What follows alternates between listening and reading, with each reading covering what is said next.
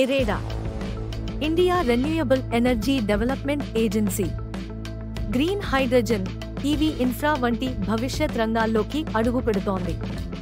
2025లో stock 28% పడిపోయింది. Peak నుంచి మొత్తం 44% కరెక్షన్. ఇది ఇప్పుడు టెక్నికల్ సపోర్ట్స్ దగ్గర ట్రేడ్ అవుతోంది.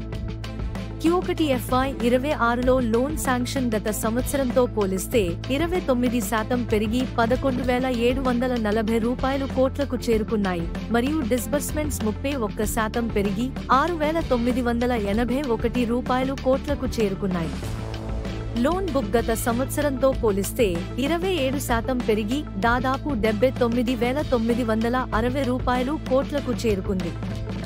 పే 28.60%, నెట్ వర్త్ 12,401 కోట్ల రూపాయలు, టోటల్ ఇన్కమ్ 1,959 కోట్ల రూపాయలు, గ్రోస్ ఎన్పీఏ 4.13%, నెట్ ఎన్పీఏ 2.06%. ఇది గత ఏడాది కంటే డబుల్. ఫ్రాడ్ చేసి లోన్ తీసుకున్న బోరోవర్స్ మీద కేసులు కూడా పెట్టారు. ఫారెన్ కరెన్సీ ఫైనాన్సింగ్ ద్వారా పునరుత్పాదక శక్తి మరియు గ్రీన్ హైడ్రోజన్ను ముందుకు తీసుకెళ్లడానికి గిఫ్ట్ సిటీలో ఇరేడా పూర్తిగా యాజమాన్యంలోని అనుబంధ సంస్థను ఏర్పాటు చేసింది. ఇది ప్రపంచ ఆశయాలకు సంకేతం. 3 ఏళ్లలో మల్టీ బ్యాగర్ అవుతుందా? ఒకవేళ ఏసెట్ క్వాలిటీ కంట్రోల్ అయితే లాంగ్ టర్మ్ గా భారీ రిటర్న్స్ రావడంలో ఆశ్చర్యం లేదు. కానీ ఇప్పట్లో ఇది ఒక హై రిస్క్ స్టాక్ మాత్రమే.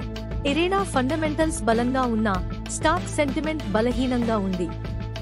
అధిక రిస్క్ మరియు దీర్ఘకాలిక దృక్పథం ఉన్నవారు మాత్రమే ఈ స్థాయిలలో ప్రవేశించడాన్ని పరిగణించాలి. ఇతరులు పెట్టుబడి పెట్టే ముందు అసెట్ క్వాలిటీ మెరుగుదలలు మరియు స్పష్టమైన టెక్నికల్ సిగ్నల్స్ కోసం వేచి చూడడం మంచిది.